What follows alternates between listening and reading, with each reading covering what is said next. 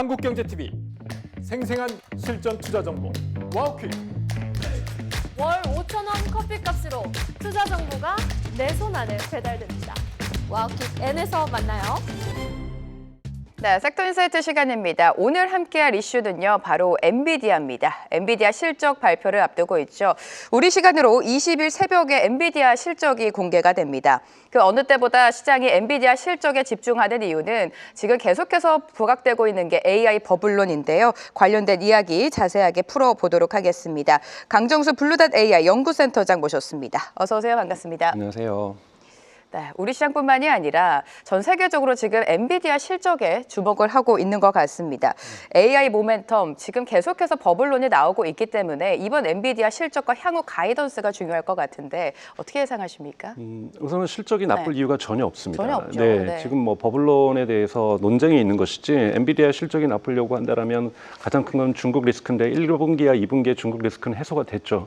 이미 여러분 아시는 것처럼 2014년 전체 엔비디아 매출에서 한 약 14%가 중국 매출이었는데요. 1분기, 2분기에는 제로로 수렴을 했습니다. 그렇기 때문에 그 리스크가 없고요. 그럼에도 불구하고 계속 증가하고 있고 또 여러분 보셔야 될 것은 약 50% 가까이 엔비디아의 데이터 센터의 칩을 매출을 올리고 있는 것이 미국의 빅테크들이죠. 알파벳이라든지 마이크로소프트라든지 아마존이라든지 메타가 약 50%의 데이터 센터 매출을 엔비디아 걸 만들어내고 있는데요. 올해 이들이 3천억 달러를 설비 투자하려다가 이거를 증액해서 3,800억 달러로 증액했습니다. 그러니까 이미 늘어나고 있는 거고요. 그래서 이미 데이터 센터에 대한 수요는 지금 공급이 도저히 쫓아갈 수 없는 수준이기 때문에 계속해서 TSMC가 설비를 증설하고 있기 때문에 엔비디아의 실적은 그 자체가 나쁠 수는 없습니다. 하지만 여러분들이 보셔야 될 것은 지난 3분기 팔란티어 실적에서 실적이 매우 좋았음에도 불구하고 주가가 하락했기 그렇죠. 때문에 네. 이번에 엔비디아는 실적하고 무관하게 지금 대단히 저는 미국의 시스템에 좀 모래가 껴 있다고 생각이 들어요. 그러니까 도저히 상관관계로 이렇게 연결이 되는 것이 아니라 뭐 모래를 밟으면 뭔가 기계가 삐걱대는 것처럼 주식시장에서의 변화는 실적하고 무관하게 나타날 가능성 분명하게 존재하고 있습니다. 네, 엔비디아 실적이 안 좋을 리가 없죠. 당연히 네. 호실적을 발표하겠지만 중요한 건 주가 흐름인 것 같습니다. 호실적 발표에도 주가가 한번 눌릴 가능성이 있기 때문에 주가 추이를 잘 지켜보셔야 될 것 같고요. 자, 엔비디아 뒤에서 뭐 만년 2위라고 표현을 해야 될까요? AMD 같은 경우에는 최근에 뭐 계속되는 계약 호재로 작용을 하고 있고요. 점유율 성장 자신감을 내비치고 있습니다. 지금 보니까 웰스팔고가 AMD 주가 45%가량 상승 여력이 남아있다. 이런 네. 긍정적인 평가를 내놨는데 AMD 주가 추이도 좀 살펴주실까요? 네, 45%의 네. 주가 성장 폭이 있다는 것은 전혀 과장이 아니라고 좀 보고 있습니다. 여러분 아시는 것처럼 오픈 AI라도 큰 계약을 했고요. 네. AMD 스스로 얘기하고 있는 것은 내년도에 매출 전체 매출 성장 전망을 35% 그리고 데이터 센터 매출을 60%로 잡고 있습니다. 그러니까 대단히 높은 성장률을 보이고 있는 것이 제가 앞부분에도 말씀드렸지만 엔비디아 혼자서 이 시장을 막을 수가 없는 것이 여러분 오픈 AI의 한 기업이 미국에서만 20기가와트에 즉 1기가와트당 원자력 발전소 하나니까요. 10년 동안 데이터 센터에 투자를 하고 있고요. 여러분 유럽에도 한국에 많이 보도가 안 되고 있는데요. 지금 영국 같은 경우 구글하고 마이크로소프트에서 150억 유로, 즉 뭐 한 160억 달러 정도가 될 거라고 보고 있고요.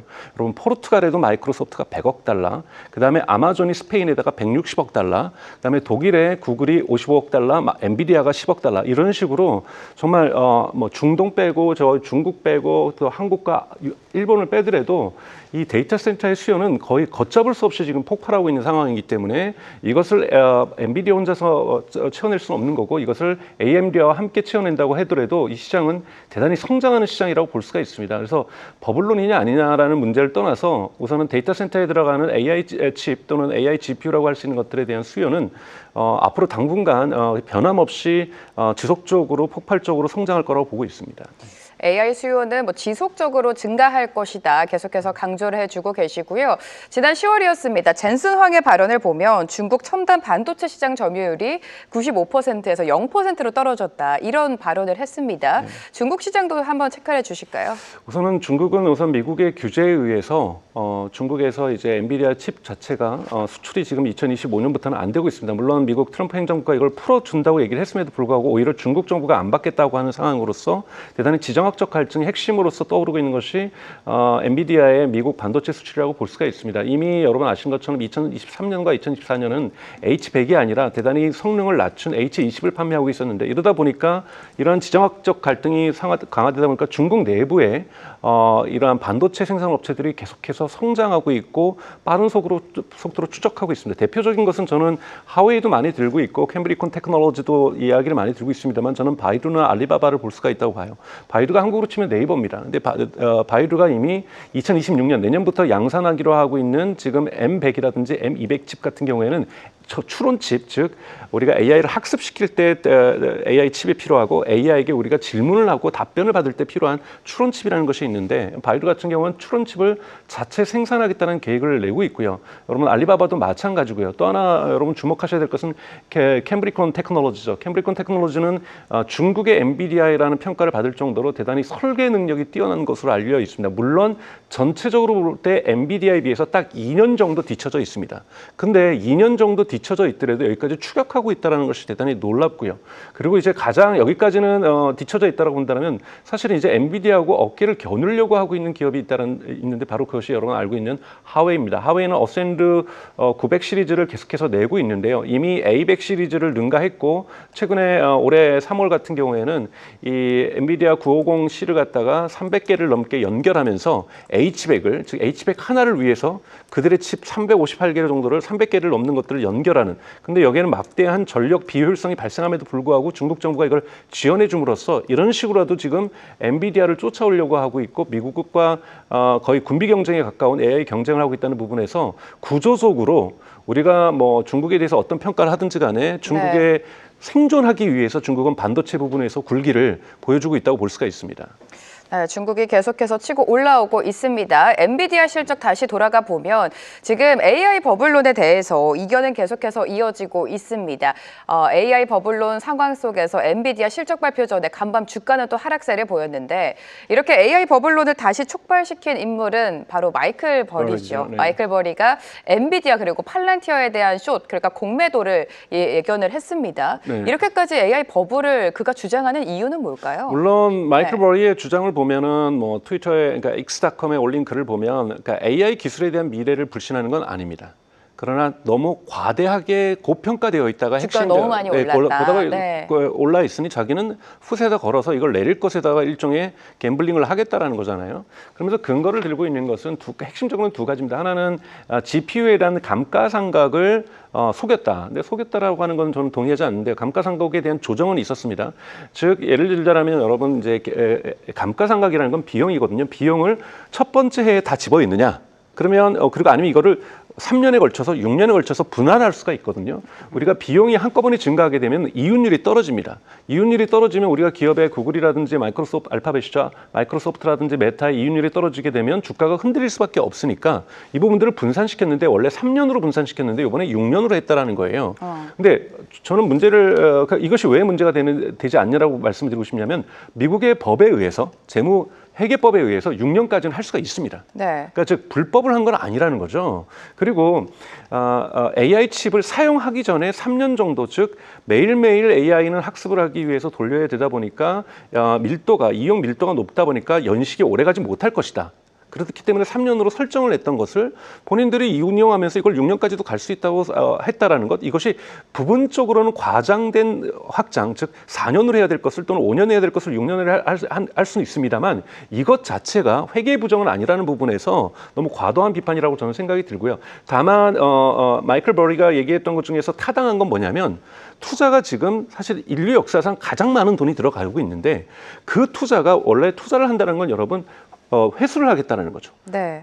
예를 들면 오픈 AI가 1조 달러를 투자하면은 여러분 5조 달러, 6조 달러는 벌어야 돼요. 근데 1조 달러가 여러분 독일의 GDP를 넘어서는 수준이거든요. 어마어마한 돈이라는 말이에요. 그럼 이거보다 몇 배의 돈을 언제 벌어야 되냐면 뭐 20년 뒤, 30년 뒤가 아니라 당장 5년 뒤, 6년 뒤는 벌어줘야 된다는 거죠. 과연 이 투자에서의 이 상환이 이루어지는 시기가 불일치할 경우에 경제적으로 크게 흔들릴 수 있는데 이 리스크는 여전히 크다라고 하는 것이 그렇죠. 마이클 버리의 네. 주장이라는 부분에서 마이클 버리의 저는 GPU 비판은 타당하지 않지만 이러한 투자 리스크는 분명하게 존재합니다. 근데 여러분 인류 역사에서 어마어마한 경제 전환이 이루어지고 있는데 리스크 없이 이루어진다라는 것 자체가 저는 넌센스라는 거고 이것은 거꾸로 주식시장에서는 AI에 대한 성장이 이루어진다 할지라도 다양한 바람과 태풍이 우리 주식시장에 불어올 수밖에 없다라는 것.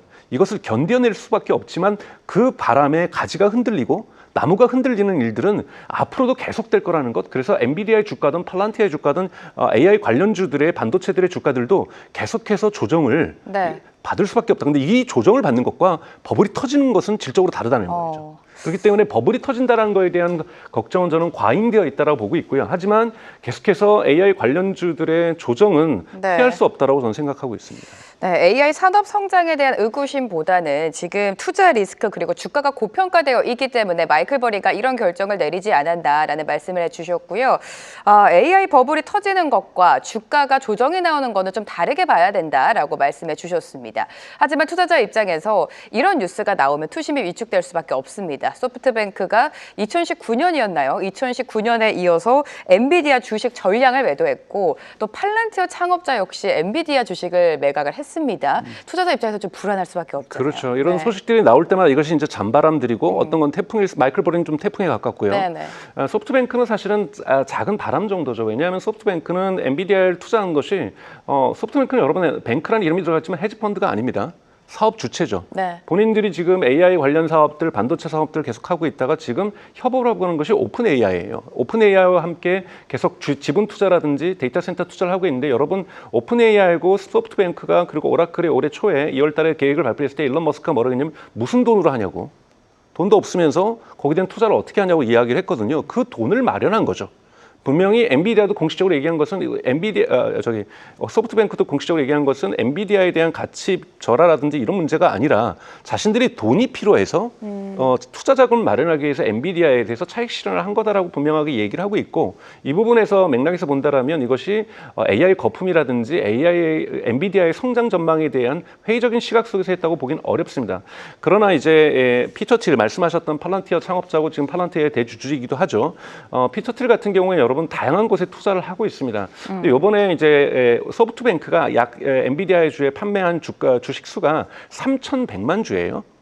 근데 지금 이 피터 틸이 지금 엔비디아 주식을 매각한 것은 약 56만 주입니다. 정말 소프트뱅크에서 크지 않은 주들이고요. 미국의 이러한 가장 강력한 부자들 같은 경우에 엔비디아 주식 50만 주, 100만 주들은 대부분 가지고 있고 이번 부분에서 차익 실현을 한 거죠. 그러면 보통 이러한 주들 같은 경우에는 피터 틸 같은 경우에는 팔란티어에 더 투자를 한다든지 다른 식의 어떤 AI 성장주들에게 투자하기 위한 투자 자금을 마련했다라는 부분에서 이해하실 필요가 있다고 저는 네. 생각이 듭니다. 그래서 이런 부분 자체가 저는 버블을 만들거나 버블을 터뜨리지는 않을 거라고 보고 있습니다. 네.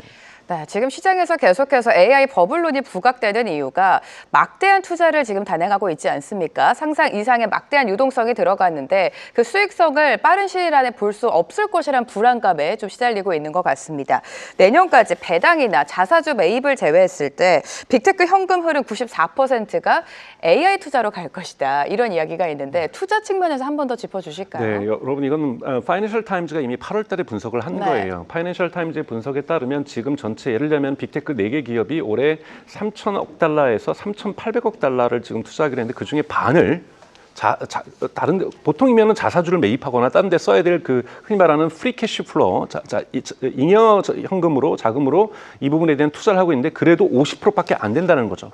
여러분 3천억 달러나 3,800억 달러가 얼마나 크냐면 미국 연방 정부가 지난 38년간 인터스테이트 하이웨이, 그러니까 즉 주와 주를 연결하는 고속도로에 투자했던 돈이 3천억 달러입니다.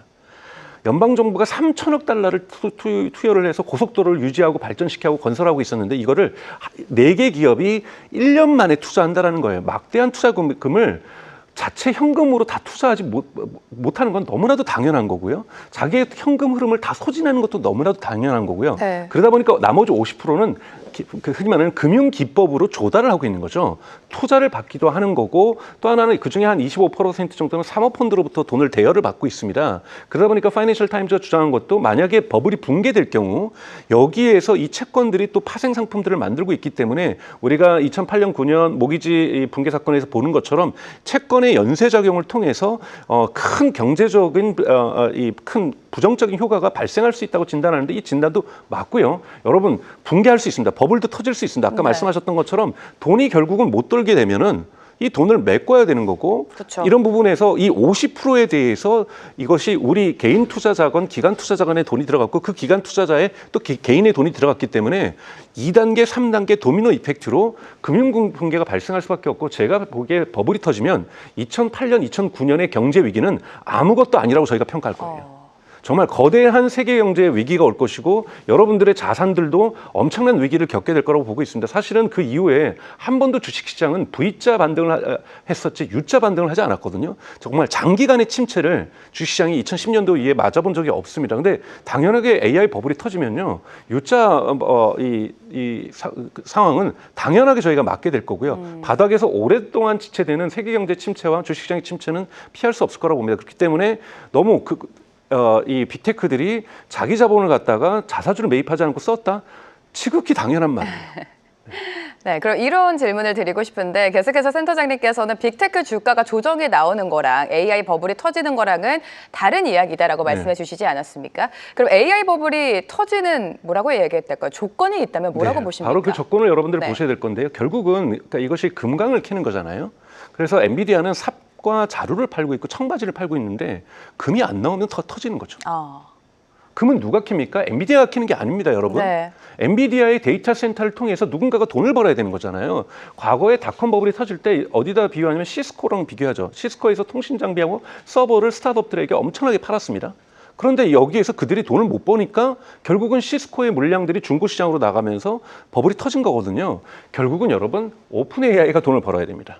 구글의 제미나이가 돈을 벌어야 되고 네이버의 클로버 X가 돈을 벌어야 됩니다. 즉 AI의 데이터 센터에서 AI를 학습시키고 있고 우리에게 서비스를 주는 기업들이 그 투자한 돈 이상의 돈을 벌어야 버블은 터지지 않는 것이지 엔비디아가 계속해서 지금 데이터 센터의 매출이 폭발적으로 증가하는 것은 그 데이터 센터에 들어가 있는 AI 칩으로 돈을 벌려는 사람들이 투자하는 거잖아요. 결국은 그들이 돈을 못 벌면 터지는 건데 핵심적으로 보셔야 될 것은 오픈 AI가 지금 파이낸셜 타임즈에 보면 최근에 5개년 비즈니스 계획을 발표를 했습니다. 네. 그러한 그 계획들이 제대로 되고 있는지 과연 오픈 AI 무료 이용자들이 계속해서 늘어나고 있고 거기에서 검색이 이루어지고 있고 거기에서 AI 커머스라고 하는 커머스가 이루어지고 있는지 다양한 흐름들을 보실 필요가 네. 있다는 말씀을 좀 드리고 싶습니다. AI 서비스를 주는 기업들이 돈을 못 벌게 되는 순간이 온다면 AI 버블이 터질 수 있다라고 말씀을 해주셨습니다. 오늘 AI 버블론에 대해서 자세한 분석 도와주셨고요. 강정수 블루닷 AI 연구센터장과 오늘 이 시간 함께했습니다. 고맙습니다. 고맙습니다.